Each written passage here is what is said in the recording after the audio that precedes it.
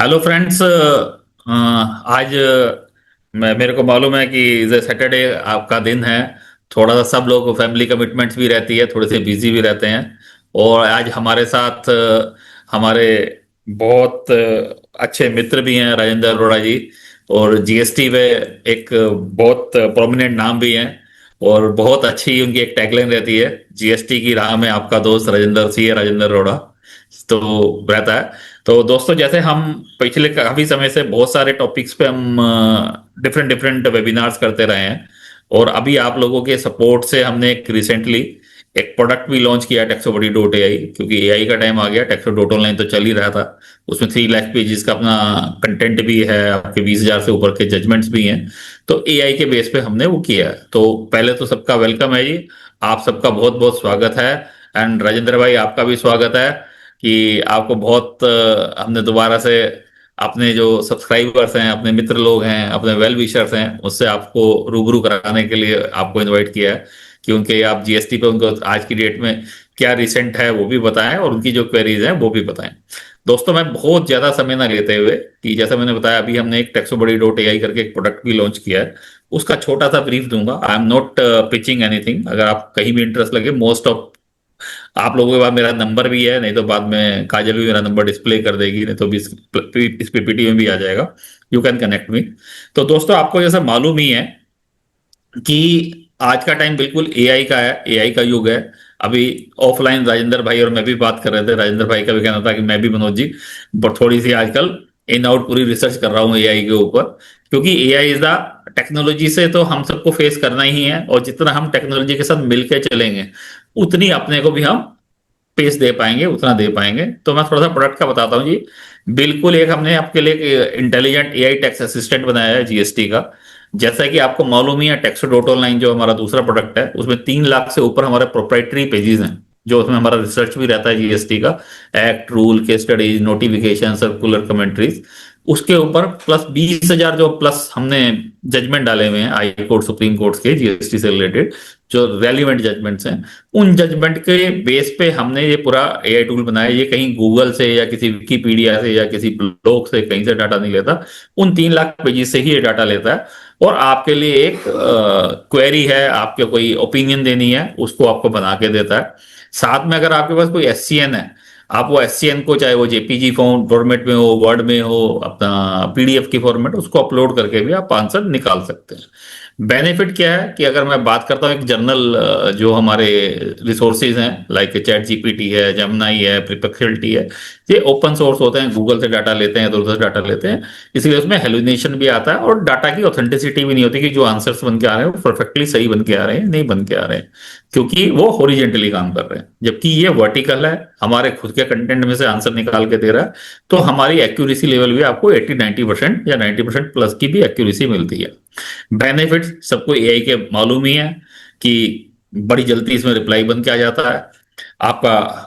एक और चीज है जो आपको, ओपन सोर्स में डाटा का बड़ा ब्रीच होने का चांस ही रहता है, क्योंकि ओपन सोर्स से डाटा आता है, ओपन सोर्स पे ही डाटा जाता है, डाटा ब्रीचेस के इश्यूज रहते हैं। तो जो टेक्सो बड़ी एआई है, खुद का ही कंटेंट है, खुद ही निकाल के दे रहा है, मिनट्स में दे रहा है। डाटा लीकेज बिल्कुल इसमें कुछ नहीं है। नो हेलुनेशन, कोई भाप की तरफ से कुछ कुक नहीं करके दे रहा, कि हमने उसको जो अपना लर्न कराया हुआ है, जो एलएलएम है, उसको स्ट्रिक्टली बोला हुआ है कि आपको इन्हीं पेजेस में से पढ़ना है, आपको अपनी तरफ से कोई ब्रेन अप्लाई नहीं करना। तो वो है। और आपको साथ में सारे रेफरेंसेस, मान लीजिए आपने कोई एससीएन का ड्राफ्ट रिप्लाई किया, कुछ भी किया, तो आपको रेफरेंसेस भी, जहां पे वो किसी पर्टिकुलर सेक्शंस का, रूल का जो भी रेफरेंस लेगा, वो एक्सट्रैक्ट आपको देगा, वो जजमेंट पूरा का पूरा आपको जजमेंट अवेलेबल होगा, वो नोटिफिकेशन सर्कुलर आपको अप्रूव्ड होगा। तो ये सारी की सारी चीजें हैं प्रोफेशनल भाइयों के लिए। अभी हमने खासतौर पर टेक्सो यूजर्स के लिए भी प्रोडक्ट अपने को आप रजिस्टर कीजिए, इसको फील कीजिए, इसका एक्सपीरियंस लीजिए, और अपनी फीडबैक हमारे को शेयर कीजिए। वैसे मैं अभी थोड़ी देर पहले डिस्कस भी कर रहा था, हमने एक सर्वे भी कराया है एक सब्सिक्वेंट नंबर्स पे। ऑलमोस्ट 80% प्लस लोग हमारे प्रोडक्ट को, they are the very satisfied और द सेटिस्फाइड कैटेगरी। तो इतना आ रहा है, तो ये भी आप लोगों का इंकरेजिंग रिस्पॉन्स है। तो आप इसी चीज का, सर, प्रोडक्ट का बेनिफिट लीजिए। दिस इज द माई, मेरी साइड से रहेगा। मैं कोई ज्यादा इसके लिए नहीं बोलूंगा। वेबसाइट का नाम टेक्सोबडी www.texobody.ai है, इसको यूज कीजिएगा। बाई चांस मेरा नंबर भी लिखा हुआ है, मैंने पीपीटी भी पहले नहीं देखी थी, तो 9891005210, कुछ भी आपको लगे तो आप कभी भी मेरे को अपना पिंग कर सकते हैं, व्हाट्सएप ड्रॉप कर सकते हैं, you get A answer, and team को अगर जरूरत होगी तो they also provide you the demo. तो बहुत ज्यादा ना समय लेते हुए एक बार फिर से हाँ, ताली बजा के तो स्वागत नहीं कर सकते यहाँ पर राजेंद्र भाई आपका बहुत बहुत स्वागत है कि आज हमारे साथ जो भाई दोस्त जुड़े हुए हैं, हमारे फ्रेंड्स जुड़े हुए हैं, उनका जीएसटी पे जो भी अपने को रिसेंट है उस पर आप हमें थोड़ा सा अपडेट दें, हमारा मार्गदर्शन करें, और जहां भी क्वेरीज हो हमारे फ्रेंड्स की क्वेरीज लें। वेलकम राजेंद्र भाई। Thank you sir, thank you. ये मैं अभी आपकी बात सुन रहा था मनोज जी की एआई आपने जो हमारा ये टेक्सोबडी एआई है, मैं खुद भी यूज कर रहा हूँ। सबसे जो मुझे एक और इंटरेस्टिंग बात शायद वो आप मिस कर गए कि जो हम अपना डाटा इसको देते हैं ना सर, टेक्सोबडी को, बिल्कुल सही। वो डाटा प्रोटेक्टेड है। उस डाटा को इन बॉट्स को और इसको एआई को लर्निंग के लिए यूज नहीं किया जाता इस टेक्सोबडी में। एक और ये खास बात है जो मैं देखकर बड़ा खुश हुआ था, बहुत रिलीफ हुआ था कि भाई मेरी जो एनडीए है, मेरा जो नॉन डिस्क्लोजर एग्रीमेंट है मेरे क्लाइंट के साथ, उसका ब्रीच नहीं हो रहा कहीं। बिल्कुल सही, बिल्कुल सही राजेंद्र भाई, आपने बहुत सही पॉइंट ऐड किया। मैंने हल्का सा बोला था पर आपने बहुत डिटेल में बोला। दोस्त, हमारे जो सिक्योरिटी डाटा सिक्योरिटी नॉर्म्स हैं 100% compliant as per the DPDP act हैं। और क्योंकि हम कुछ और प्रोडक्ट्स के लिए आरबीआई के साथ रजिस्टर्ड हैं, हमारी ऑडिट्स जो हैं आरबीआई करता है, तो हमारे सर्वर की ऑडिट्स जिस पे अपना है, वो इस पे कोई कितना भी बोट लगा के हमारा डाटा नहीं निकाल सकता, और सारा data travel between you and us is भी also in the encrypted forms. तो राजेंद्र भाई ने बहुत सही पॉइंट पे वेटेज डाला, मैंने तो हल्का सा बोल के छोड़ दिया था। Thank you Rajendra ji to thank you adding sir. This. हाँ, ये क्योंकि सर ये ना बड़ा आजकल मैं समझता हूँ कि डाटा प्रिवेसी जो है, जैसे डीपीडीपी एक्ट का आपने जिक्र किया, तो डीपीडीपी एक्ट तो अपने आप में मैं देखता हूँ 100 करोड़ रुपए की पेनल्टी प्रिस्क्राइब कर रहा है। मैं हैरान हो रहा हूँ देख के। लेकिन मैं पिछले एक दिनों एक वो सुन रहा था, एक वो सुन रहा था डिस्कशन यूट्यूब पे। तो हमारी डाटा प्रिवेसी के ऊपर अगर जब ये डीपीडीपी एक्ट आ जाएगा तो एक्चुअली सर इसकी तैयारी जो है ना, ये जो डेवलप्ड नेशन, जो हम विकसित भारत की तैयारी कर रहे हैं, उसी की लाइन पर ये डीपीडीपी एक्ट हम लोगों को उन डेवलप्ड नेशंस की लाइन पे खड़ा कर देगा। बहुत और सही, बिल्कुल सही, बिल्कुल सही। तो हमें लगता है कि मुझे लगता है कि हम लोग बहुत सही रास्ते पे जा रहे हैं। और थोड़ी सी परेशानी होगी इनिशियली, हम लोगों को आदत नहीं है इन सब चीजों की, इतना ज्यादा, बहुत ज्यादा बिल्कुल स्ट्रिक्टली रूल्स फॉलो करने की। बहुत सारी चीजों में भारतीयों के साथ थोड़ी सी डिफिकल्टी है, हम लोग लीनियंट रहते हैं। लेकिन कहीं ना कहीं अगर हमें विकसित भारत बनना है 2047 तक, तो भाई देखिए अनुशासित तो होना पड़ेगा, इस पे कोई शक बिल्कुल नहीं। सही बात है, एंड दिस इज गुड। मैं तो कहता हूँ खुद भी बहुत अच्छा है। देखिए, किसी हाँ। भी क्लाइंट का डाटा, मान लीजिए कोई लिस्टेड कंपनी है, हम वन डे अपना सिटिंग विद वन, मेरे दोस्त के साथ बैठा था, इसे किसी लिस्टेड कंपनी का डाटा ऐसे ही किसी ने अपलोड कर दिया, वो चैट जीपीटी पे चला गया। फॉर्चुनेटली रिसर्चर जो है उन कंपनियों के ऊपर वॉच कर रहे होते हैं, दे फाइंड इट, तो उसका तो मार्केट कैपिटलाइजेशन एक दिन में कितना भी उड़ सकता है, कुछ नहीं पता। तो इज वेरी क्रिटिकल ये डाटा को लेके। तो आई थिंक आपने सही बोला, संभल के भी रहना है और डर के भी रहना है। हम्म। इसे हम एनडीए साइन कर रहे हैं तो वी आर अकाउंटेबल कि भैया डाटा किसी भी तरीके से बाहर नहीं जाए। तो सिंपल सी बात है, अपने किसी क्लाइंट का डाटा पब्लिक डोमेन वाली चीजों में तो हमें अपलोड करने का ही नहीं है जी। चलिए मैं अब अपना please screen please share carry कर ऑन, लेता हूँ। प्लीज काजल राजेंद्र भाई ने मुझे, प्लीज। हाँ जी, हाँ, मुझे वो बना दिया है, तो मैं अपना पीपीटी शेयर करता हूँ जी आप सबके साथ। मैं भी अपने को ऑडियो मम करता हूँ, नहीं तो मैं बोलता रहूंगा कुछ ना कुछ जी। नहीं नहीं, कोई बात नहीं सर, बीच में हम आपस में, ये तो इंटरैक्टिव सिचुएशन बन जाएगी ये जी। तो let's start with our discussion on the subject. तो शुरुआत, I will use the mixed language medium, Hindi English mix, so I feel that the participants would be comfortable with that.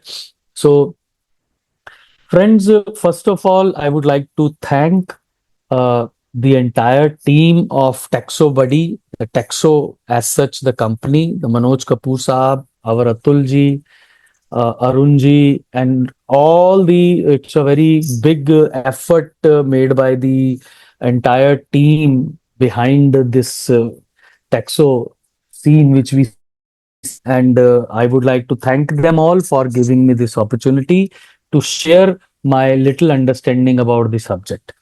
Friends, the topic which is here, that is 15 red flags every business must fix before notice. Friends, today, as we were talking with Manoj ji, that today is the time of artificial intelligence, data science, and other tools which are used for reconciliations, finding the mismatches between the returns filed, the data supplied by the taxpayer. My dear friends, GST, the law, the implementation of GST law begins with the first step towards it, and that is preparation of a tax invoice or an invoice as per section 2. So when an invoice is prepared by a registered person, that is the first step towards GST. That is the first step towards implementation of the law, GST law. And when we prepare an invoice, we ourselves, we claim or submit our record, our supply record ourselves based on our own assessment, our own determination, our own calculation. And as the law clearly says that it is a self-assessment law, wherein every taxpayer makes its own assessment of these outward supplies and the eligible credits which are available. Even the value, the rate of tax, the type of tax, the nature of supply, everything is determined by the taxpayer itself, and that is why it is called self-assessment tax basis.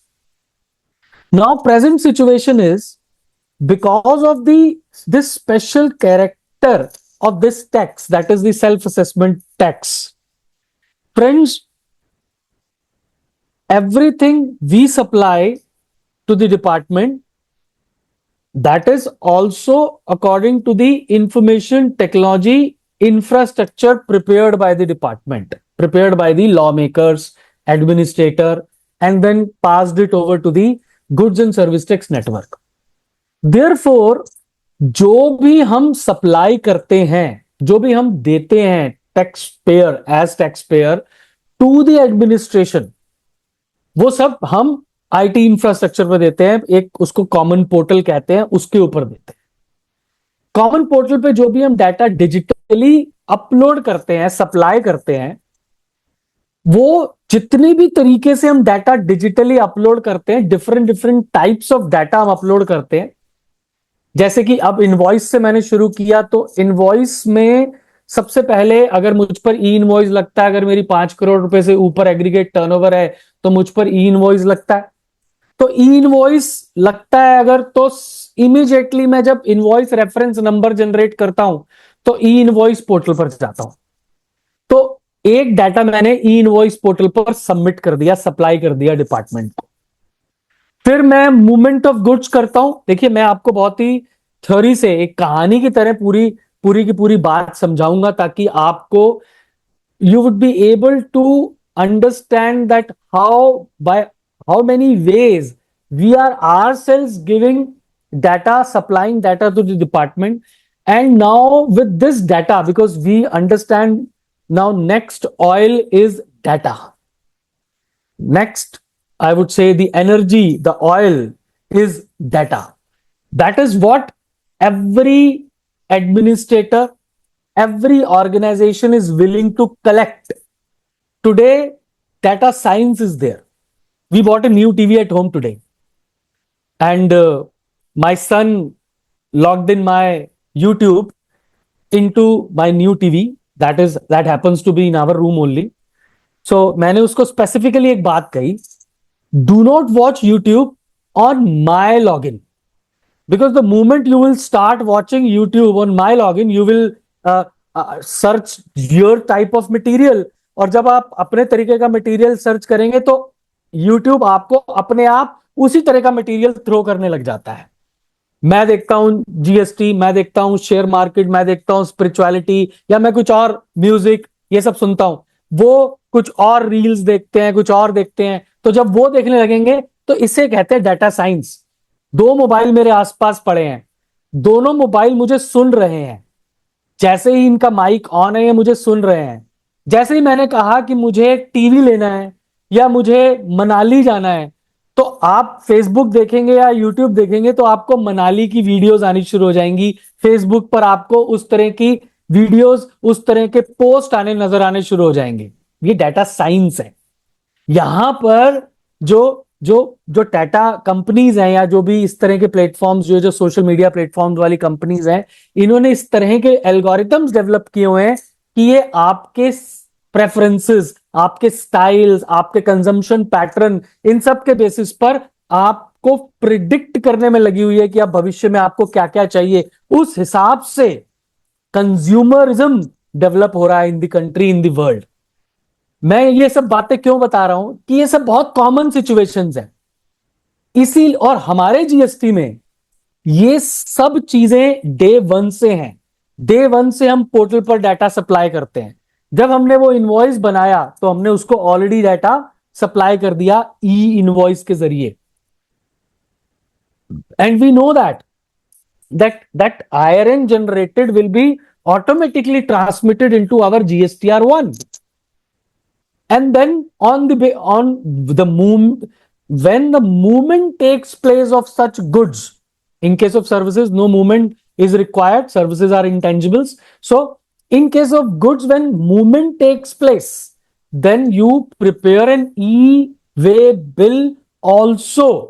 And the moment you prepare an e-way bill, आप e-way bill portal पर जाते हैं, वहां पर आप invoice की detail, गाड़ी की डिटेल, इनवॉइस की पूरी HSN, उसका वेट, उसका रेट, उसकी वैल्यू, पार्टी की डिटेल, ट्रांसपोर्टर की डिटेल, सब डिटेल्स आप फीड करते हैं। अब एक तरफ आपने ई इनवॉइस की डिटेल दे दी, दूसरी तरफ ई-वे बिल की डिटेल दे दी। अब ये दोनों मैच कर रहे हैं। सिमिलरली मैंने आपसे पहले भी कहा, these details will be automatically fetched into in your GSTR1. And the moment you file GSTR1 at variance with the information details already supplied by you by way of e-way bill and e-invoice and e-way bill, this is comparison, automatic comparison of the department, the portal, data comparison. Data उन पे है, data reconciliation, data comparison, data whatever, the tools which are very, very easy. Today, artificial intelligence, when we talk about GPT, Chat GPT, Claude और other AI tools, हम बहुत सारे जो हैं APIs develop कर देते हैं। मतलब बहुत सारे हम ऐप डेवलप कर रहे हैं, सॉफ्टवेयर डेवलप कर रहे हैं उन AI टूल से। जिसे मैं वो वाइब कोडिंग कहता हूं, तो मैं खुद कोडर बन रहा हूं। एक्चुअली मैंने भी एक टूल डेवलप करने की कोशिश की है। तो जब ये सब चीजें इतनी कॉमन हो गई है तो डिपार्टमेंट के पास तो ये सारी बातें हैं। वो क्या आपके GSTR1 और ई-वे बिल के डाटा को मैच नहीं कर सकता? आपके GSTR, ई इनवॉइस, ई-वे बिल और GSTR1 डाटा आपका कैप्चर हो गया। जैसे ही वहां वेरिएंस आया, आपको ऑटोमेटिक नोटिस आएगा। शुरुआत हुई हमारी ई इनवॉइस से, ई-वे बिल से और GSTR1 से। थोड़ा सा अब हम ये 15 पॉइंट्स आपके सामने लाए हैं। एक बोनस पॉइंट और दूंगा। पीपीटी बन चुकी थी, उसके बाद एक इश्यू दिमाग में आया है तो मैंने ऐड नहीं किया है, लेकिन उस पर एक आर्टिकल लिखा है जो कि टेक्स्ट गुरु पर आज ही छपा है। वो दिल्ली में स्पेसिफिकली हो रहा है, उसको एक बोनस पॉइंट मैंने सेपरेटली अपनी डायरी में लिख लिया था। I will give you that bonus point also. But let's start with the red flag number 1, which is very common, but which is very obvious, but we hardly put our attention to it. Our attention is only attracted to this point when the department does so. When the department brings to our notice, Mr. Arora, you purchased from such and such party, but you did not pay him within 180 days from the date of the invoice. Therefore, your input tax credit is liable to be reversed. Sir, this is first red flag, very common red flag. but very important red flag which the department takes note of. अब क्या होगा, अगर supplier को आपने 180 दिन में payment नहीं किया तो साहब आप रिवर्सल कर दीजिए आईटीसी का, और उस पर ब्याज आपको देना पड़ेगा। आपने पार्ट पेमेंट कर दिया तो पार्ट पेमेंट किया तो जितना अनपेड है, मान लीजिए 1 लाख रुपए का इनवॉइस था प्लस 18% जीएसटी, 1,18,000 रुपए, आपने केवल 78,000 रुपए दिया है, so that makes it 40,000 balance. तो आप 40,000 का प्रोपोर्शनेट रिवर्सल जो है 1 लाख के ऊपर जो भी आपका 40 डिवाइडेड बाय जो भी आपका बनता है उसको आप 40,000 के ऊपर प्रोपोर्शनेट रिवर्सल आप कर दीजिए। Again the interest is liable to be paid, but आपने 40,000 को लेटर ऑन पे कर दिया तो आईटीसी कैन बी रीअवेल्ड। इसके ऊपर भी मैंने एक सेपरेट आर्टिकल, बहुत बहुत डिटेल्ड आर्टिकल लिखा है 180 डेज के ऊपर, आप उसको भी टैक्स गुरु पर जाकर देख सकते हैं। तो अब अगर मैंने बाद में पेमेंट कर दी अपने क्रेडिटर को, तो क्या मैं आईटीसी रीअवेल कर सकता हूं in spite of the fact that the time limit for section 16(4) is lapsed? Answer is yes. Reavailment की कोई टाइम लिमिट नहीं है सर। अवेल किया, रिवर्स किया, रीअवेलमेंट की कोई टाइम लिमिट नहीं है। You can reavail the credit which is already availed. Availment की टाइम लिमिट है, there is no time limit for the reavailment. Therefore if you have availed, reversed, and then paid after 4 years, you can pay, you can re-avail the credit even after 4 years of the time lapsed as per 16(4). So, but in case of RCM, no such rule is applied. So 180 days वाला rule उन पर नहीं लगता, आपको payment की कोई ऐसी आवश्यकता नहीं है कि आपने 180 दिन में। और एक और बात यहां पर बताना मैं चाहूंगा, इन case of import of goods and RCM paid on import of goods to the customs, again 180 days वाला रूल उस पर नहीं लगता मित्रों। So this is the first red flag, you must take care of it. Each one slide is dedicated to separate red flag. Now if you are supplying exempt goods as well as taxable goods or services, then my dear friends, one very important event attracts to you, one very important process is attracted to you, and that is application of rule 42 and 43. देखिए मैं detail में नहीं जा पाऊंगा हर process के, क्योंकि मुझे sensitize करना है आज के प्रोग्राम में उन 15 इश्यूज के साथ जो कि कॉमन इश्यूज हैं। Because of that notice triggers immediately, and I have always been saying this throughout this period of almost 11 years. I've been speaking now on the subject, much before than the introduction of the subject. My dear friends, it is a compliance-based law, portal-based law, and litigation is the result of poor compliances. Therefore, one must not take compliances easy or for granted or casually. Compliances, the better the compliances, lesser the litigation, and lesser the litigation, better, I would say, the visibility of the growth. Today when we go for reading the listed space of a particular share, तो हम देखते हैं उसकी balance sheet में contingent liability कितनी है, किस तरह का future litigation, future limitation on the revenue, future expenses, future problems आ सकती हैं, जिससे कि उसका future trajectory, growth guidance hamper होती है। Business are run like this only my dear friends, therefore businesses do not want uncertainties. Entire economy do not want uncertainties. Today, recently, RBI kept the monetary policy as it is, no change, with a pause, because that the change would have impacted the credit lending, availability of finance in the market, inflation and everything. Therefore, every business also works on the same ground that there should be certain taxes also. Canons of taxation by the David Ricardo is a profound economist, David Ricardo. He has also been considered as father of economics. He said that one of the canons of or attribute of the taxation is certainty, that these should be certain. तो यहां पर आपकी अगर tax की liability future में certain होगी कि हाँ जी आज लिटिगेशन है ही नहीं या बहुत बेयर मिनिमम लिटिगेशन है, then your value of the business, the value of the enterprise would be more in the eyes of the society and the public and the other stakeholders dealing with your businesses. So grossly holistic view you must take of the taxes, linking it with the economics. So rule 42-43 also is a very important rule to be taken care. If you are supplying exempted as well as taxable supplies, then rule 42, 43 applies to you. Rule 42 warrants you to reverse the common input tax credit availed on inputs and input services, whereas rule 43 directs you to reverse the input tax credit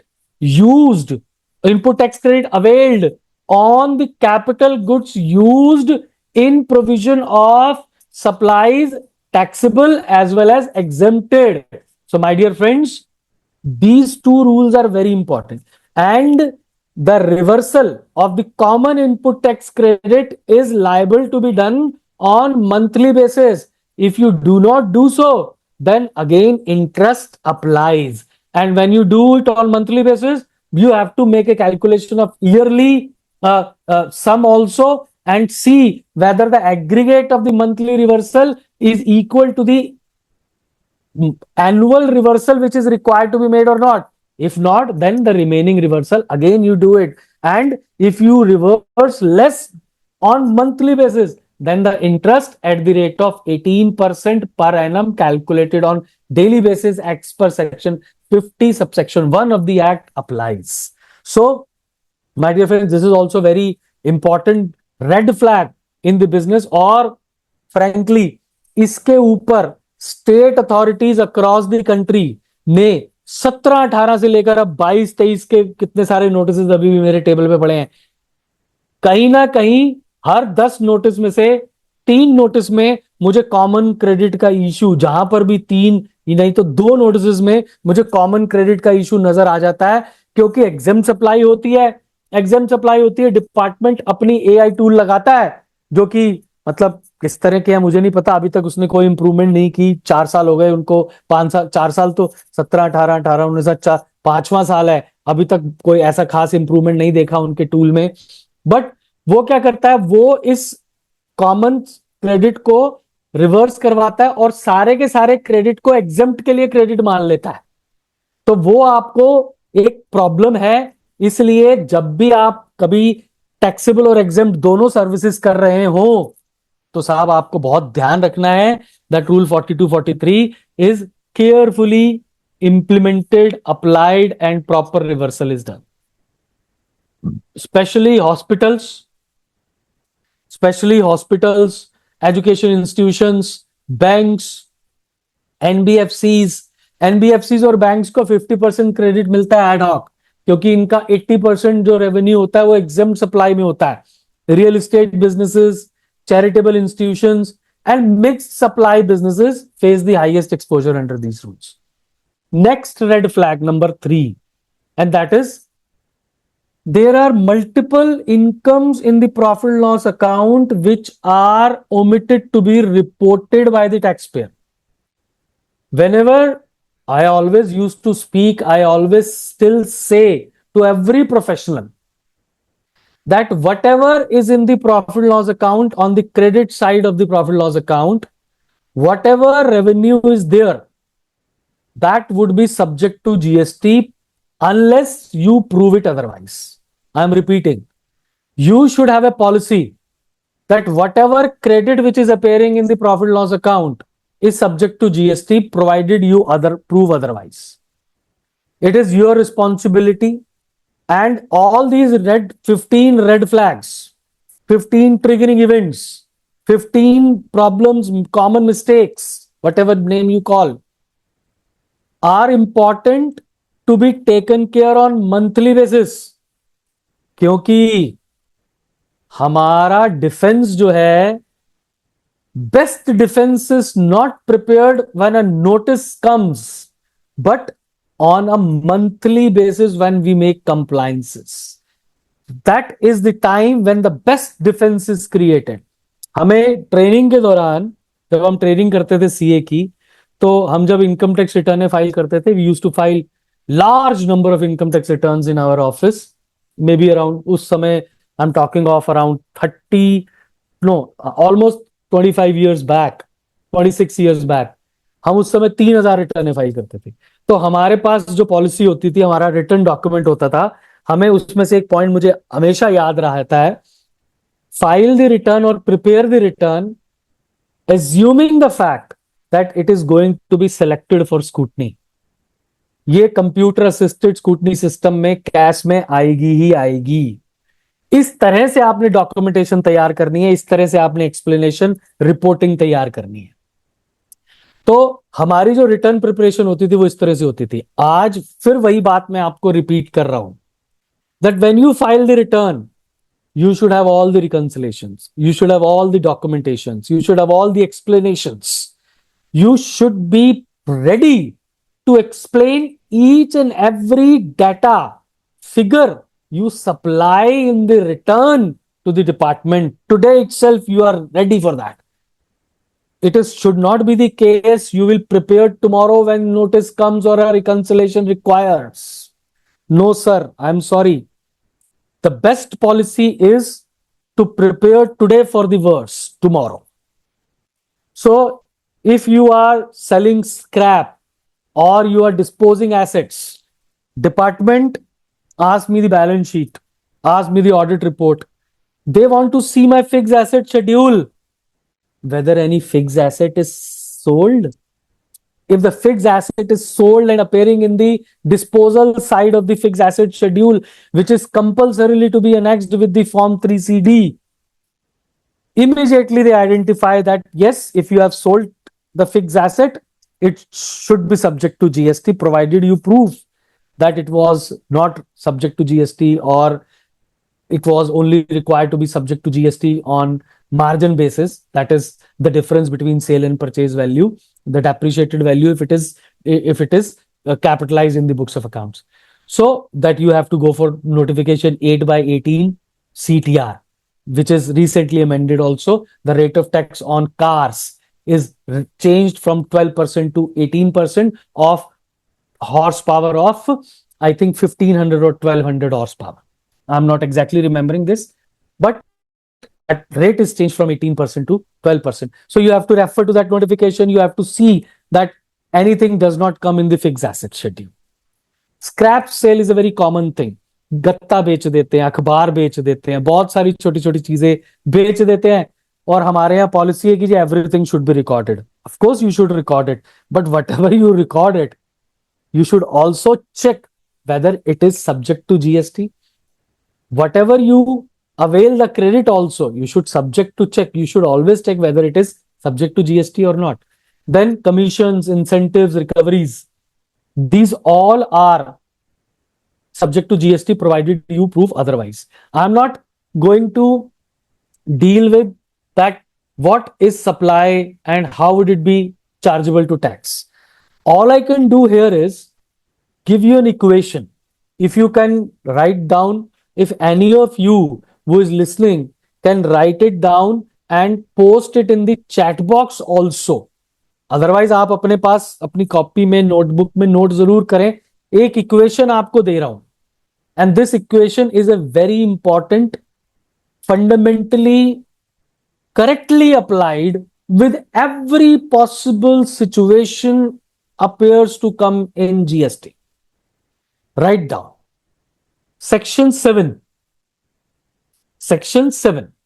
plus Schedule 1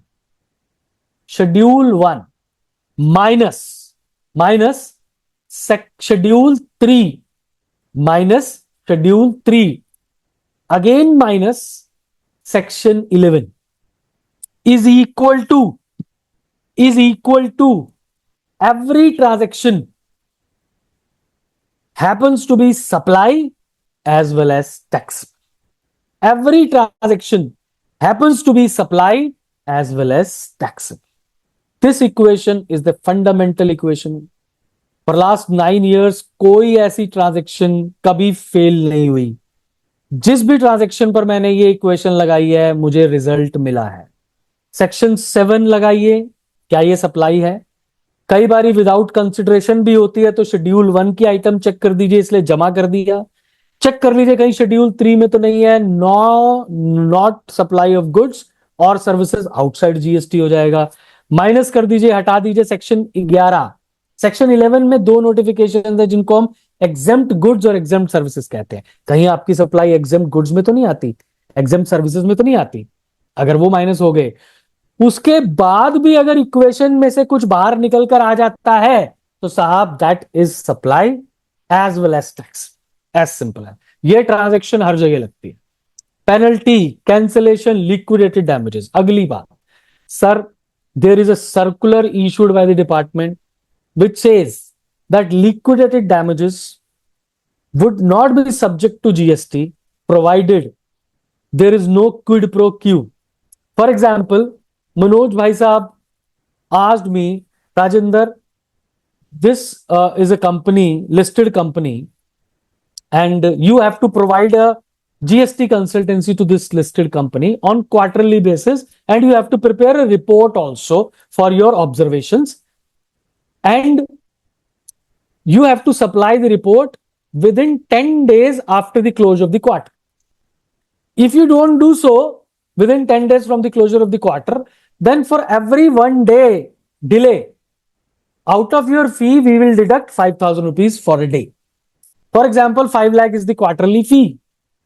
And मैंने 10 की जगह 20 तारीख को report submit की, तो 50,000 रुपए मेरी fees cut गई. 5 लाख की जगह मुझे 4.5 लाख रुपए दिए. मैंने बिल इनको दिया 5 लाख का, इन्होंने मुझे 4.5 लाख रुपए प्लस जीएसटी टीडीएस जो भी होना है वो इन्होंने मुझे दे दिए.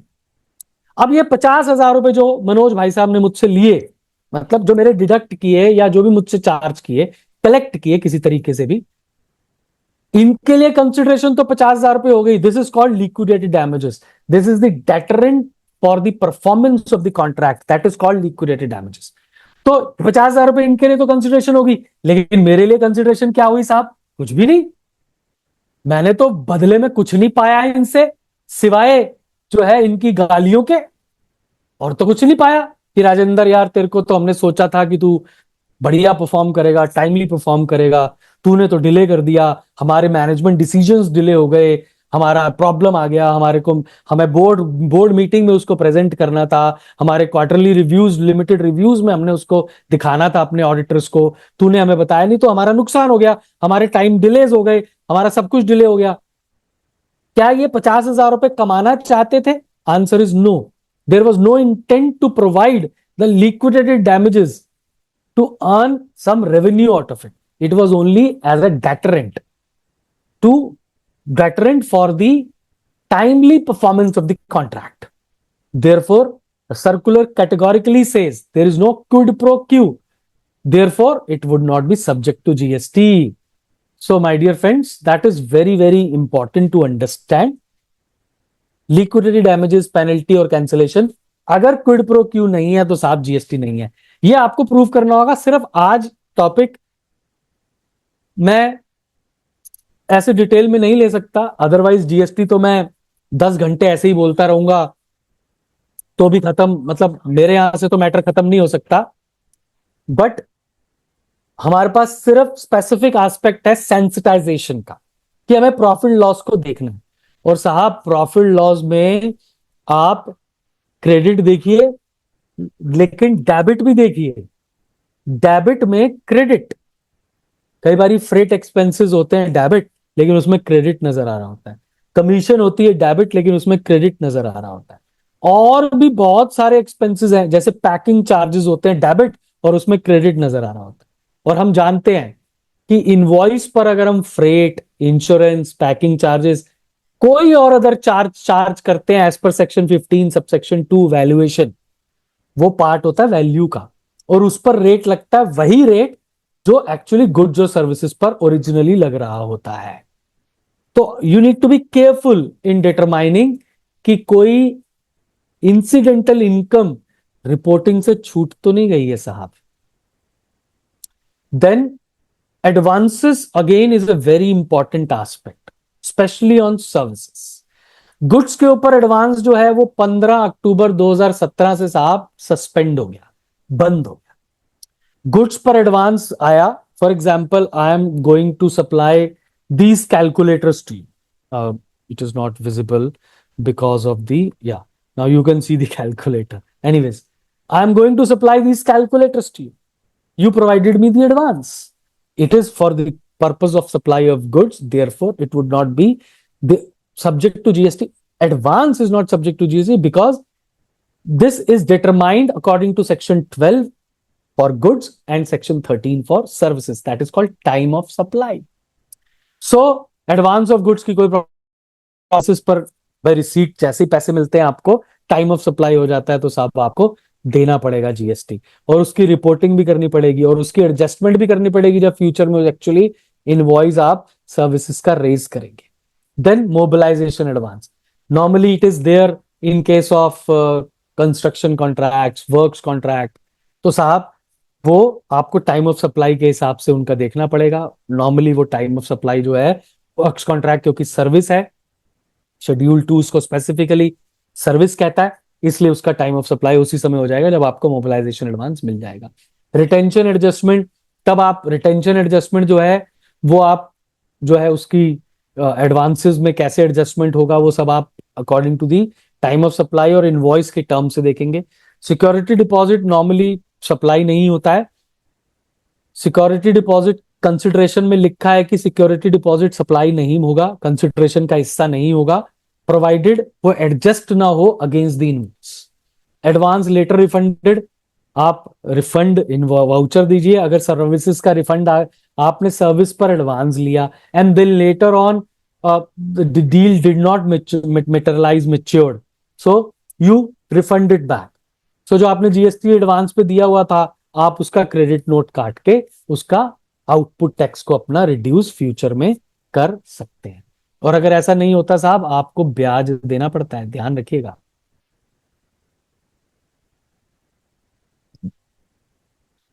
Okay, red flag number 5, ignoring reverse charge mechanism on applicable expenses. Debit side of the profit loss, just a second, just a second.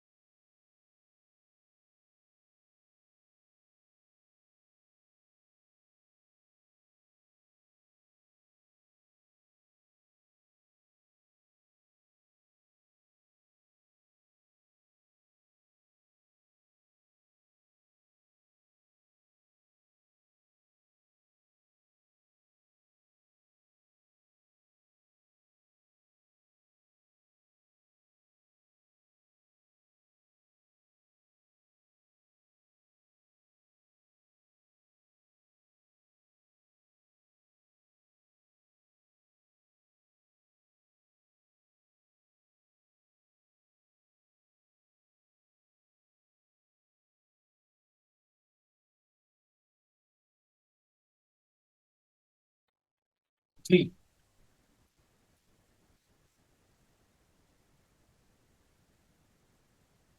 Ji, so profit loss is a very important document and it is prepared on regular basis, also on continuous basis in the books of accounts. It is not something like that because we prepare the books of accounts digitally. So it is prepared on a continuous basis, regular basis. It is not to be drawn for a specifically or for some specific purpose. It is on continuous basis. So you see that what are the debits in the profit and loss, and you find according to two notifications. One notification is notification 4/17 CTR for goods and notification 13/17 CTR for services.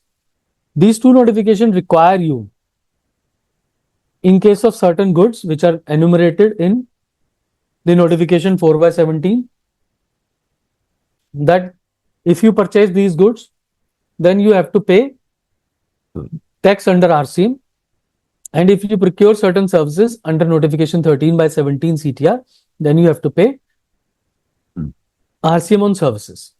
Some few examples are noted on the slides also. GTF rate, legal fees from advocate.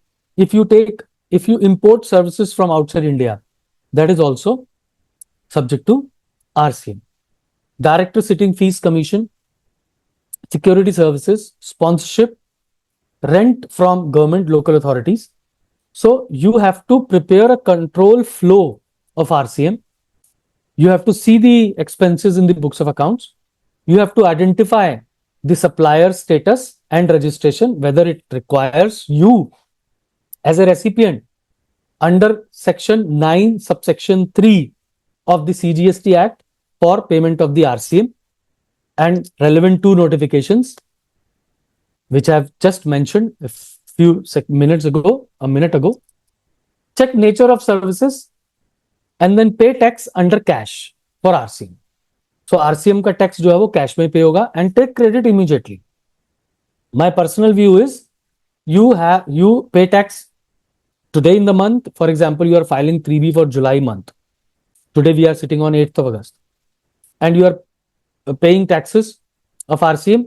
So in July month itself, you take the credit. There is no concern at all. There is no difficulty at all. So next red flag, moving on, valuation. बहुत कम लोग हम जो है valuation पर ध्यान देते हैं, या बिटवीन डिस्टिंक्ट पर्सन जो है ब्रांच ट्रांसफर्स पर ध्यान देते हैं. देखिए sir, department is now very keen to understand कि between distinct persons, related persons, valuation as per section 15 is rejected and it is referred to the rules 27 to 32. Now, in that situation, normally the value is the price paid or payable between the unrelated persons when the when the price is the sole consideration. But in case of related persons, and the definition of related person is provided in section 15 itself, and branches on the same PAN are called as per section 25 subsection 5 distinct persons. I have a PAN. For example, my head office is in Delhi, branch at Gurgaon, branch at Noida, branch at Faridabad, branch at Bahadurgarh. One branch is in Haryana, or of course Gurgaon is also in Haryana, then Noida. And then I have another branch at Chandigarh, for example, so that is UT. So all these four branches or three branches and Delhi, between them, they are called distinct persons. And the transactions between them would be subject to tax. But value would be the concern. But another situation is where the recipient, second proviso to rule 28 sub rule 2, where the recipient to whom I am going to bill, for example, Delhi is going to bill my Chandigarh branch, and the recipient is the Chandigarh. Chandigarh, if is eligible for the full ITC, then rule says value can be anything. But you need to be careful. For cross charge and ISD, ISD is made compulsory now. input service distributor. If you are this particular slide is dedicated to the situation where you have more than one GSTINs on single PAN, and ISD is made compulsory by the law now. Input service distributor in this situation when you have more than one GSTIN on one PAN. Now, what do you have to do? In case of services which you procure and which is to be utilized for all the branches across the country, you have to compulsorily prepare a common receiver that is called ISD. You cannot receive it on the regular number of Delhi, GST number of Delhi head office. Now you have to have a separate ISD. And this ISD will collect all the input tax credit on account of services received which are to be utilized by all the branches in the country. And then this ISD shall distribute the credit by raising an invoice. So it will be distributed. So therefore, ISD and then cross charge.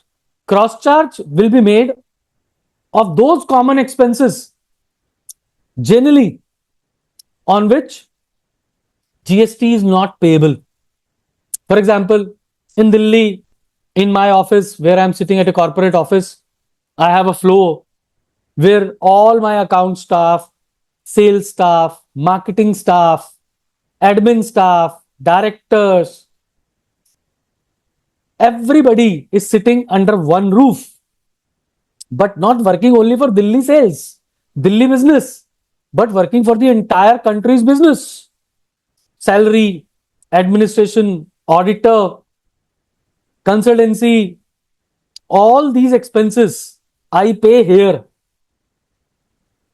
But mostly on those expenses, I procure certain goods also, advertising material, which I procure here and distribute else. So all these expenses to be segregated, ISD to be segregated, and other than ISD expenses to be segregated, and then a cross charge to be made. Again, the valuation could be accepted at any value, provided the recipient is eligible for the full input tax credit. When you make related party sale, that also I have covered, cross charge also I have covered, branch transfer also done. When you make free supplies to the related person, but Schedule 1 makes it taxable. So you have to separately identify the value. So these were the few of the issues which sensitize our attention towards the transactions between the related parties and the branch transfers. Delay or error, flag number 7 in GSTR1.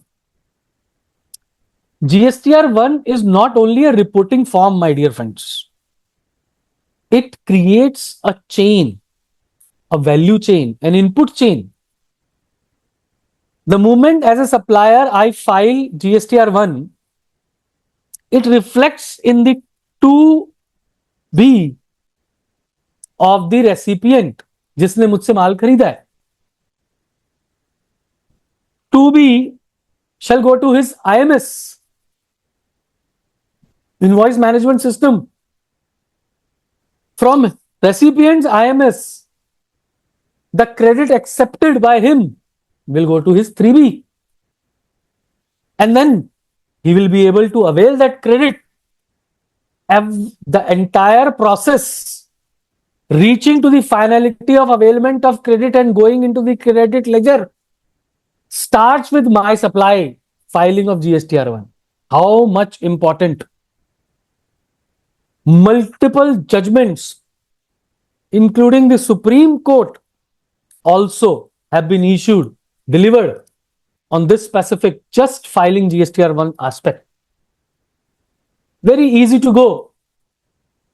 Very casual thing. Oh, GSTR1 every month. No, we can do that. That is not a problem. Oh, we are master. Every other person who meets me, oh, no, sir. Compliance we do are we very good. But when we see the litigation, किसी ने GSTR 1 में दिखाया, 3B में दिखाया ही नहीं। ऐसे ऐसे situations 9 में आउटपुट टैक्स को कम कर दिया, और आउटपुट टैक्स को तो कम कर दिया और कहा कि मेरा बनता ही नहीं है, मेरा कम बनता है। लेकिन जो रेसिपिएंट को 1 में ट्रांसफर किया था क्रेडिट, उसको 1 में अमेंड ही नहीं किया। अब जब 1 में आपने अमेंड ही नहीं किया तो रेसिपिएंट को तो क्रेडिट मिल गया, आप अपना आउटपुट कैसे रिड्यूस कर सकते हो? मगर मैं तो कंप्लायंस बहुत बढ़िया करता है, हमारे पास तो जी इन हाउस टीम है। I am sorry sir, I have work exclusively in झगड़ा litigation, but all these jhagdas are emerging from the poorest of the reconciliations, poorest of the compliances, pathetic filing. After 9 years, still we feel we do not pay any attention. And organizations are equally responsible. They don't like to pay handsomely for the compliances. They may pay people like us for litigation, but they do not pay the routine chartered accountants and advocates they hire for their compliances. My dear friends, one must take this home today, because the topic itself is triggering events. So this is one of the most significant triggering event which results in matters which can reach to this honorable Supreme Court also. So if you do not file or late filed GSTR 1, of course as a supplier आपको late fee लगेगी, notice आएगा, और recipient को ITC नहीं मिलेगा। और recipient को ITC नहीं मिलेगा तो आपके साथ धंधा क्यों करेगा भाई वो? या उसे अगले महीने मिलेगा तो उसको आज टैक्स देना पड़ेगा, कल उसका टैक्स बच जाएगा, अगले महीने उसके पास हो सकता है सेल ना हो, सीजनल सप्लायर हो, आपसे खरीद के आगे बेच दिया, आज तो उसे टैक्स देना पड़ रहा है, कल उसके पास सेल ही नहीं है, तो आईटीसी जो आपका अगले महीने आएगा क्या करेगा? Why would he deal with you for future? Invoice आपने छोड़ दिया, कोई रिपोर्ट ही नहीं किया, बुक्स और इन GSTR 1 का मिसमैच आ जाएगा, सप्लाई अंडर रिपोर्टेड, कोई गलत GSTIN डाल दिया, अरे फिर अगेन या तो क्रेडिट मिलेगा नहीं। कई बार ऐसा होता है, number of cases which come across to me, गलत GST नंबर डाला था, रेसिपिएंट 2 साल बाद आया और बोला कि साहब मेरा गलत नंबर डाला है। Now supplier what would supply do? Supplier can't amend it after section 39 change time limit, and now it is 30th November of the succeeding year. You can't do it. Then the credit, you have paid the tax as a supplier, but the recipient did not get the credit. Double मार, double चुपड़ाई कैसे चलेगा? So you have to be very careful while filing GSTR 1, correct GST number, proper her invoice book से match किया जाए। मैं हमेशा शुरुआत क्यों की थी आपसे, ई इनवॉइस का डाटा आपके GSTR 1 से मैच होना चाहिए, ई इनवॉइस का डाटा आपके बुक से मैच होना चाहिए, ई वे बिल का डाटा आपके GSTR 1 से मैच होना चाहिए। ये सारे डाटा आपस में सप्लाई, जो ई इनवॉइस, ई वे बिल, बुक्स, GSTR 1, जब मैं 9 बढ़ाता हूं, लगभग अब मैं 9 बार 9 पढ़ा चुका हूं, फिर से 9 पढ़ाऊंगा 10वीं बार इस बार। तो जब मैं 9 पढ़ाता हूं तो मैं बोलता हूं कि जी while filing 9, which set of data you would fetch or take base? आप ई वे बिल का डाटा लेंगे, बुक्स का डाटा लेंगे, GSTR 1 का डाटा लेंगे, फाइनेंशियल स्टेट, कौन सा डाटा लेंगे? मेरा जवाब होता है जो भी डाटा करेक्ट है। It may be possible that there is one supply which is not even reported in the audited financial statements. आप कहेंगे अरे नहीं राजेंद्र, अब ऑडिटेड में नहीं गई तो फिर तो मैं 9 में कैसे डालूंगा? My answer would be audited में नहीं गई, that is a separate question. आज अगर आपने इसके ऊपर टैक्स नहीं दिया, your liability is still perpetuity, you will not get relinquished from your liability. So today 9 ये रिकंसिलेशन लास्ट पॉइंट लूंगा आपके साथ, रिकंसिलेशन का, फाइनल रिकंसिलेशन का. So therefore one is one of the most significant, मतलब जो दो तीन डॉक्यूमेंट है उनमें से सबसे ज्यादा डॉक्यूमेंट जो मैं समझता हूं इंपॉर्टेंट है वो वन है. One will determine that how your business would be treated, and one will also determine that how much tax is required to be paid by you in 3B. If you report tax 100 rupees in your one and pay 90 rupees in your 3B, invariably your business, not only from the recipient's point of view, your the businesses which are dealing with you, their point of view, but also from the administrator's point of view, your business is rated very poorly. Therefore you must be very careful in these two documents 1 and 3B. गलत tax rate लगा दिया, गलत B2B B2C classification कर दी, गलत place of supply कर दिया आपने. साहब प्लेस ऑफ सप्लाई भी सही देना जरूरी है. Place of supply, if you are making an IGST supply, interstate supply, but you report it as intrastate, I लगाना था C और S लगा दिया. Section 77 read with section 19 of IGST. जो गलत टैक्स पे किया उसका रिफंड लो और नए टैक्स को दोबारा से पे करो. क्या ड्रामा है, क्या था? सिंपल तरीके से केवल ये चेक करना था कि जो बुक्स में मेरा टैक्स बनता है वही प्रॉपरली मैंने GSTR1 में रिपोर्ट किया है. मैं हमेशा बोलता हूं, मनोज जी अगर मेरी बात सुन रहे हो तो, मैं हमेशा बोलता हूं 100% सर, आपके साथ ही हूं. सर मैं हमेशा बोलता हूं that GST is a accountants law, and strangely we do not have an accountant member in our honorable tribunal benches. One need to be accountant to understand, because plenty of reconciliations are required to be made. Accountant is not a inferior word, my dear friends. हम सबके साथ भी accountant लगा हुआ है, chartered accountant. So it's not an inferior word. मैं तो rather कई लोगों को ये सजेस्ट कर चुका हूं, अगर स्पेशलाइजेशन करनी है and you are good at accounting तो केवल अकाउंटिंग की स्पेशलाइजेशन करो. We in my career of 24 years वी हार्डली फाइंड गुड अकाउंटेंट्स. अगर अकाउंटिंग अच्छी हो जाती है तो ऑडिटिंग तो अपने आप ही अच्छी होती है, उसकी क्वालिटी तो अपने आप इंप्रूव हो जाती है. That is why I always suggest everyone that the data fetching, data reporting, data classification is of utmost important. कि एंट्री लेवल पर डाटा कैसे फेच हो रहा है, उसकी क्लासिफिकेशन, रिपोर्टिंग, उसकी सेग्रीगेशन, उसकी पोस्टिंग कैसे हो रही है. आप जब भी टैली में, बिजी में, एक्स में, वाई में, कोई मैं किसी पर्टिकुलर अकाउंटिंग पैकेज को प्रमोट नहीं कर रहा हूं, लेकिन किसी भी अकाउंटिंग पैकेज में जब आप एंट्री डालते हैं, मैं यहां तक कह चुका हूं माय अर्ली डेज कि अकाउंटिंग पैकेज से ही मैं GST के रूल 55 के कंप्लायंस कर सकता हूं, जहां पर उसने क्या रिपोर्टिंग मुझसे मांगी हुई है. अगर मैं ऑडिटर हूं तो मैं 1 करोड़ रुपया मिनिमम की पेनल्टी लगा सकता हूं टैक्स पेयर पे for non preparation of, non regular maintenance of the records which are required to be maintained by rule 55. और अकाउंटिंग वो 90% काम पूरा कर सकती है. Therefore, one must be very careful कि आपकी अकाउंटिंग कैसी हो रही है. अकाउंटिंग में आपने क्या मैनुअल बनाया है, ये अकाउंटेंट्स लॉ है, फिर से कह रहा हूं आपको.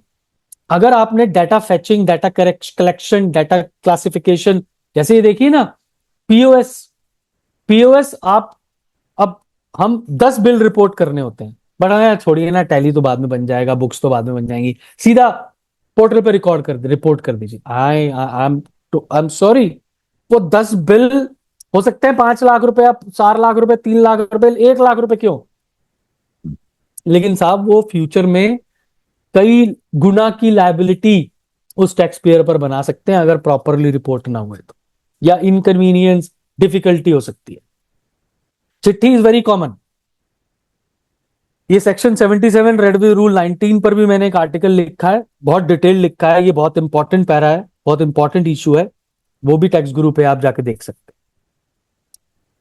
तो ये हो गया जी हमारा one. Another very important aspect about input tax credit, अभी तक हमने आईटीसी को टच नहीं किया था, सिर्फ रिवर्सल को किया। फिर 17.5 डे वन पे जब सब्जेक्ट आया, even before that I always say, ये मैं सारे वही स्लोगन्स और स्टेटमेंट्स बोल रहा हूं जो मैं पिछले 10 साल से बोल रहा हूं।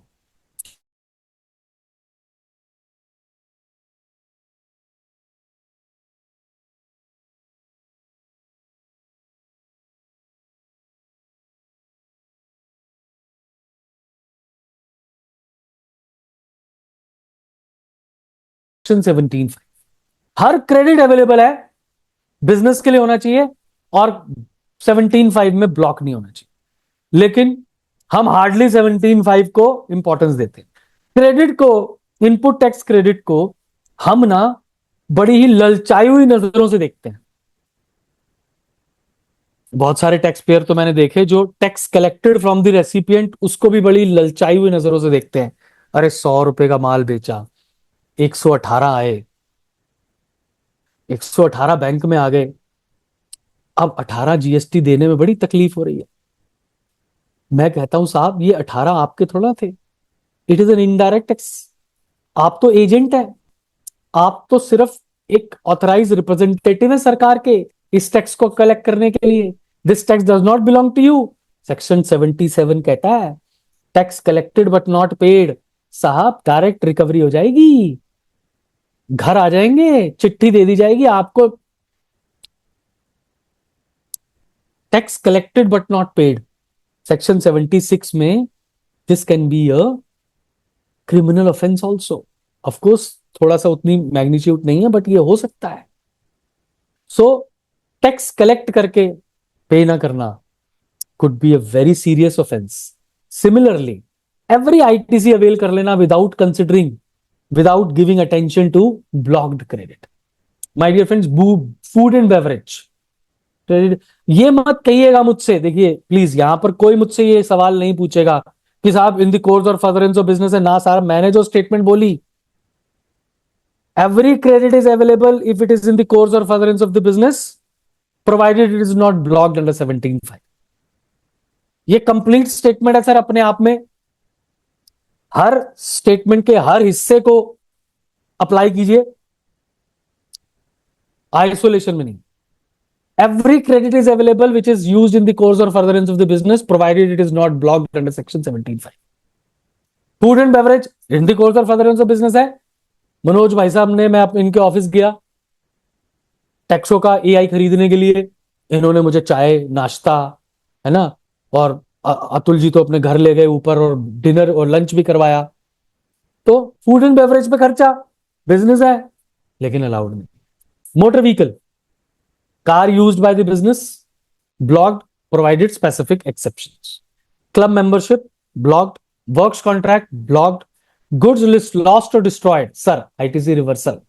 If there is a stock loss, fire, shortage, damage, goods रास्ते में जा रहे थे, ट्रक का एक्सीडेंट हो गया, all goods lost, ITC to be reversed. Gifts, free samples, ITC blocked. आपने गिफ्ट्स खरीदे देने के लिए, या तो गिफ्ट एज अपने सैंपल्स, अपने गुड्स फ्री सैंपल दे दिए, ITC reversed. So this is also very important thing.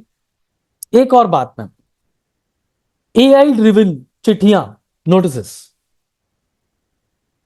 मैंने बहुत सारी इन्वेस्टिगेशन होती हुई देखी है सर, इन्वेस्टिगेशन, सर्चेस, नोटिस नहीं सर्चेस, घर ऑफिस धमक गए, टीजीजीआई, एंटी इवेजन, किस बेसिस पे?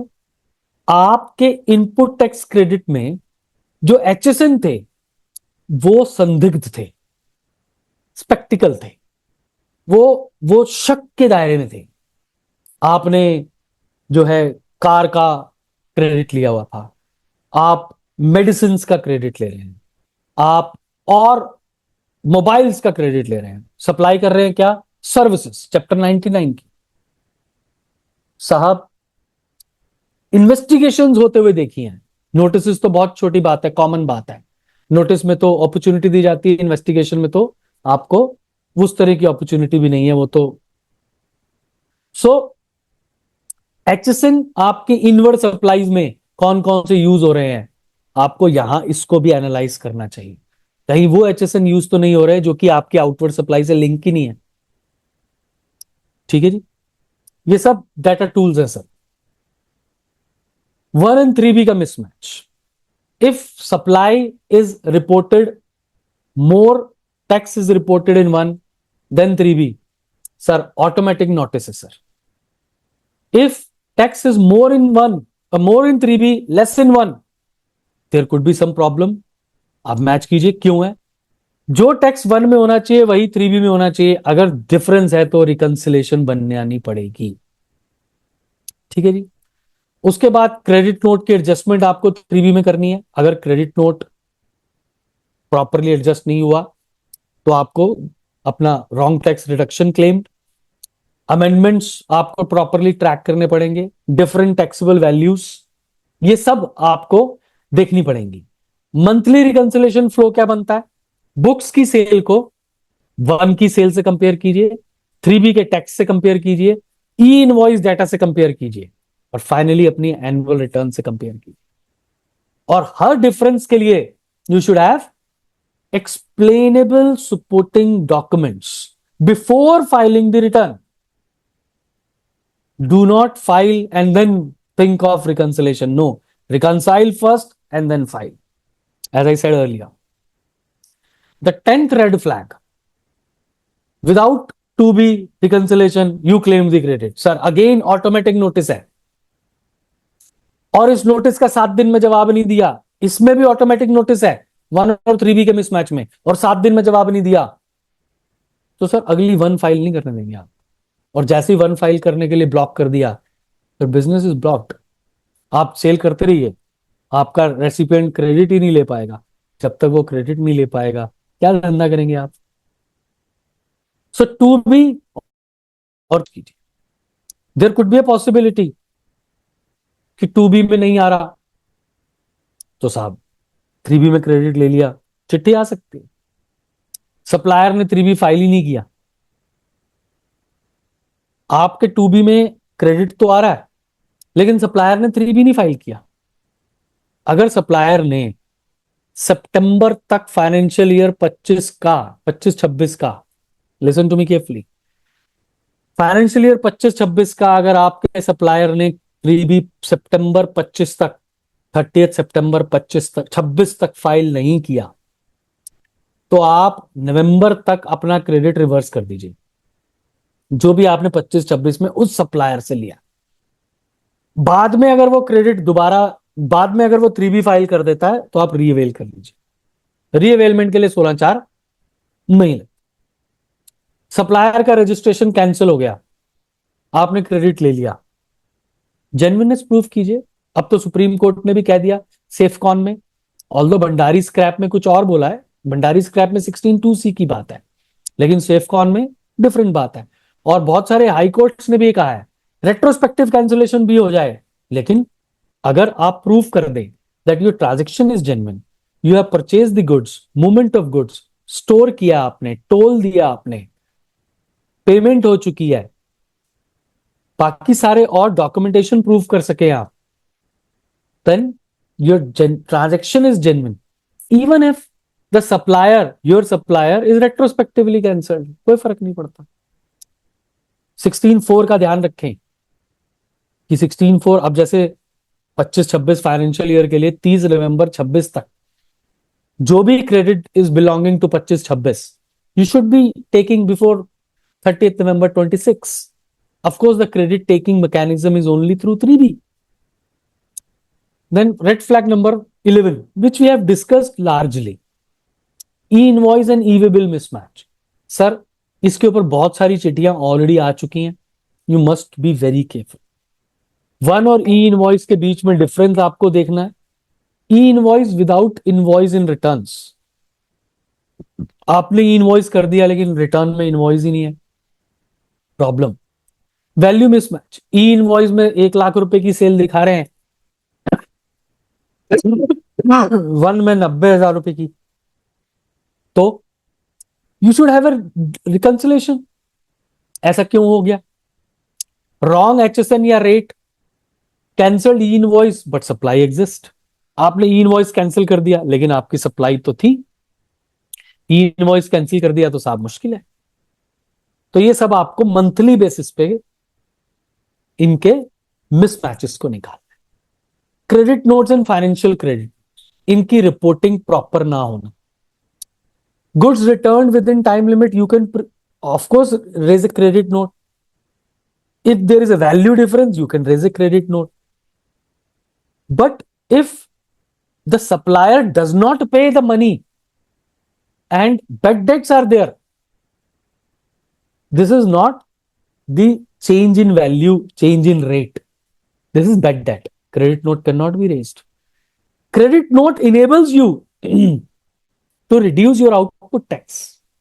And section 734 clearly gives you instances under which credit note can be generated by the supplier only.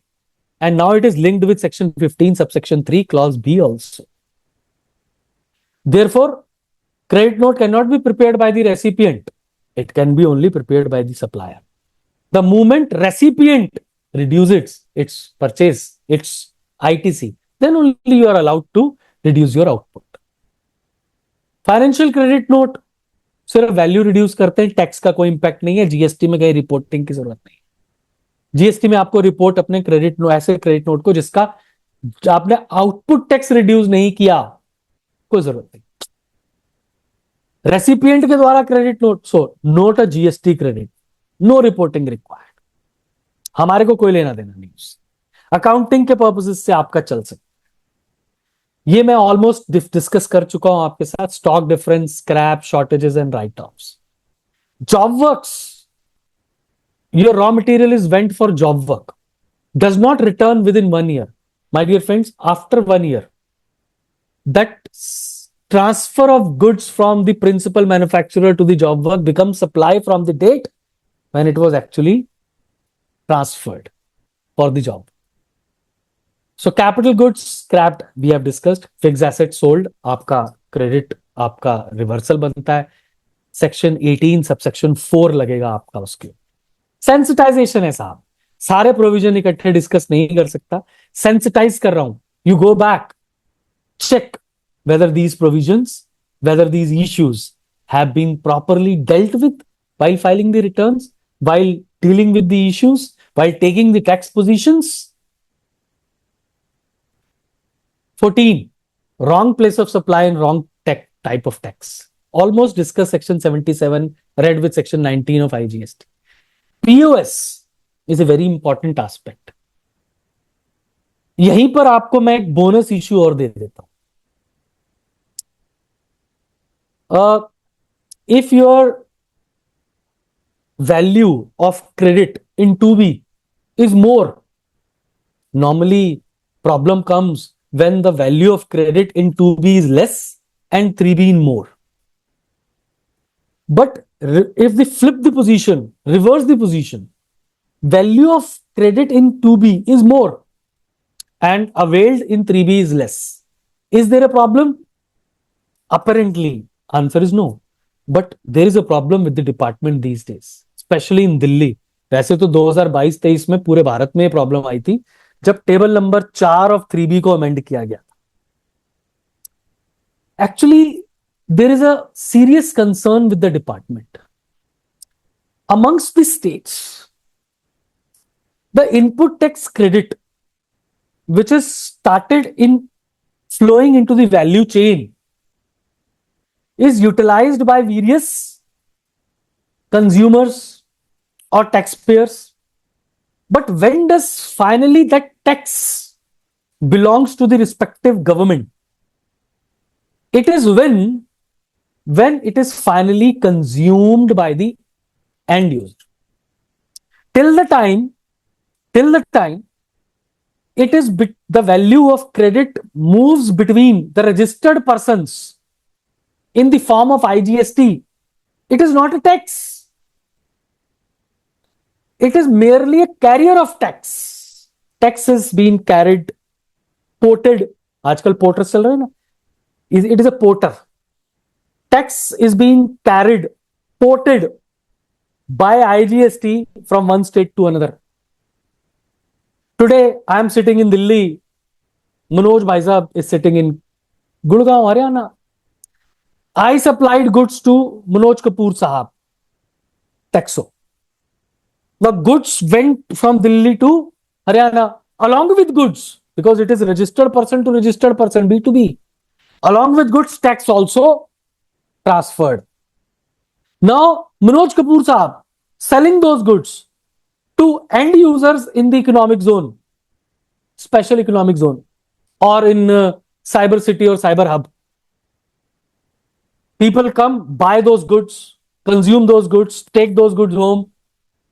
Now, finally, the end user who is not going to transfer the credit but buy those goods for his own consumption, the credit rests there permanently. And where the credit rests permanently, the credit belongs to that particular government. This is the main problem. Now, till the time it is IGST, credit doesn't belong to anyone. If there is an IGST in your 2B, listen to me very carefully. If there is IGST in your 2B, you are not availing it in 3B, then the respective state government in which you are registered will be interested to know that what kind of tax it is. Is it available for you to take credit, or it is ineligible for you to take credit? They want you to identify it. Nowadays, Delhi government is doing the same. It is sending an intimation to Delhi state government, I am telling you. It is sending an intimation to taxpayers whose credit ledger displays that there is an IGST credit which is carried forward for long period of time, or there is extra credit in 2B for financial year 25-26 in the form of IGST, which is not utilized or availed by the taxpayer in 3B. This gives them an apprehension that this IGST, as a taxpayer, I am not eligible. I am not willing to take credit. Therefore, they are directing me. You take credit and reverse it. The moment I avail it in 3B, which is there in my 2B, although it is not necessary for me to take every credit which is available in 2B, avail every credit, गलत GST number, गलत value, मेरा है ही नहीं, मुझे goods मिले ही नहीं, अभी अगले महीने मिलेंगे. There could be number of reasons where 2B credit is more and 3B credit is less. But if it is such IGST which I cannot take credit, government is interested for me to avail it and reverse it so that ITC rests in that particular state itself for permanently, and the government can enjoy the credit. Although I am not under obligation, I have multiple reasons, probable reasons for which I am not availing that credit still available in my 2B. So this was the bonus issue which I was referring to at the beginning. Last but not the least, the 15th red flag. The reconciliation, poor reconciliation between books, returns and annual filing. My dear friends, these three set of documents, very important. Although I always say, as a professional, काम कर रहे हो तो ढंग से करो, वरना मत करो साहब. मेरी टेबल से अगर कोई काम निकलता है, कोई भी डॉक्यूमेंट निकलता है, तो आई हैव टू इंश्योर कि भाई इसमें कुछ और करने का स्कोप ना हो. Although I accept there is always scope for improvement, but when it moves from Rajendra Arora's table, when I represent a case, when I prepare an opinion, I file an appeal before the tribunal or the high court, my endeavor has always been, and one should always, with this intention only, that there is no scope for improvement. I do it best.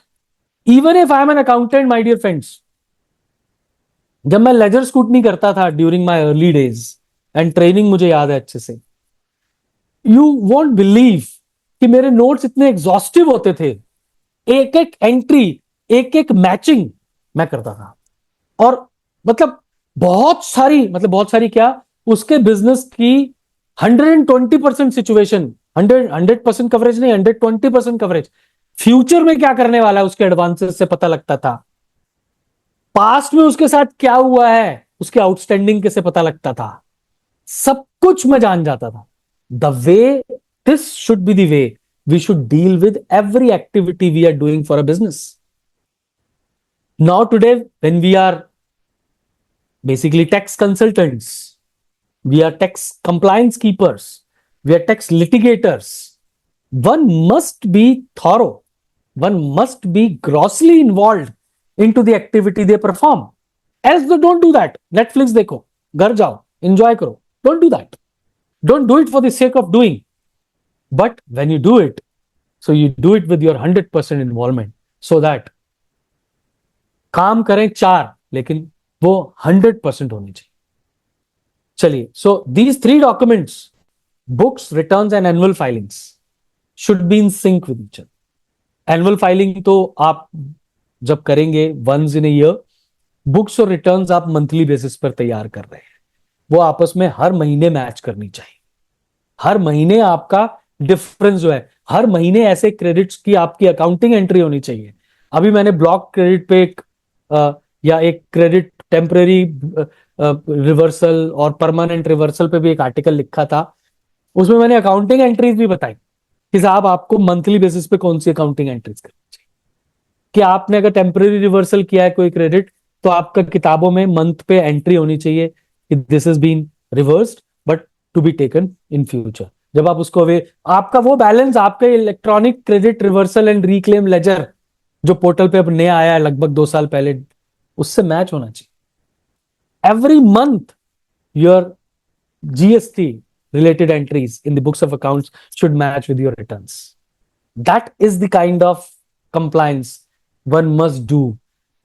One more thing, of course not related to law, but when you do work,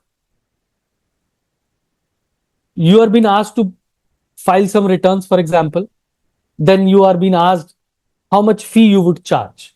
You may say X amount. But the moment you agreed to do that particular job for X amount, then tomorrow you should not keep on re-evaluating the amount of or the of work or volume of time which goes into in performance of those works, and do not compare it with the monetary consideration which you are getting to perform. Now it is your utmost responsibility, irrespective what consideration you are drawing out of it. So my dear friends, if you do so, your value addition would be at par excellence, and tomorrow people will start referring you कि भाई काम कराओ तो राजेंद्र अरोड़ा से करो, करेगा, पूरे पैसे लेके करेगा, और जो करेगा उसमें कोई स्कोप नहीं छोड़ेगा, बेस्ट काम करके देगा। दैट ये माउथ पब्लिसिटी है, ये है हमारा। I always feel when I do a annual GST certification course at my own platform, can you imagine for last 8 years around 50 to 60% people लगभग लगभग 2-3 साल तक रिपीट होते हैं मेरे। मतलब जो मेरे पार्टिसिपेंट्स हैं वो 3-3 साल, 50% लगभग जो है, और 25 से 30% जो है वो मेरे कॉमन है पिछले 8 सालों के। Can you imagine? So that should be the way one should. बार बार सुनने आएंगे वो, क्योंकि मैं हर बार कुछ नया, कुछ इंप्रूव्ड, कुछ बेटर, कुछ डिफरेंट करने की कोशिश करता हूं। पढ़ाता सिर्फ उनके लिए नहीं हूं, पढ़ाता तो मैं अपने लिए हूं, that I should always learn something new in the same law book. So my dear friends, that is what brings us to the almost end of this discussion. These are the monthly GST compliances, almost same बातें जो मैंने आपसे सिर्फ एक summary sheet बना दी है यहाँ पे। PPT will be supplied to you. My dear friends, build your defense every month. Correct classification, correct valuation, correct tax payment, correct ITC claim, correct reversal, and correct records. So best defense is not created after receiving a notice, it is created every month through correct reporting, proper reconciliation, and strong documentation.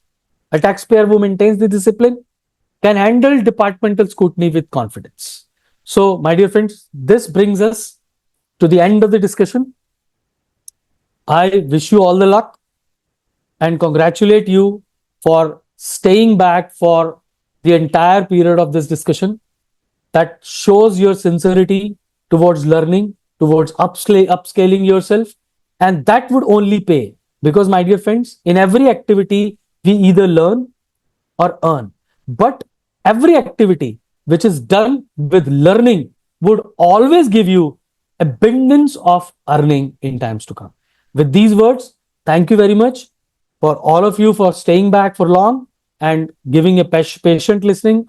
And also the Text Buddy, the one of the best AIs which I have encountered in recent past, for giving me this opportunity, for sharing my little understanding about the subject. Thank you very much. Thank you so much, sir. With that, we come to the end of this wonderful session today. I hope you all found the session informative and insightful. I would share the recording and PPT on your registered mail ID. Also, I would like to thank CA Rajendra Arora sir for his time today and for sharing his wonderful insights with all of us. It has been an honor and privilege to have you all with us.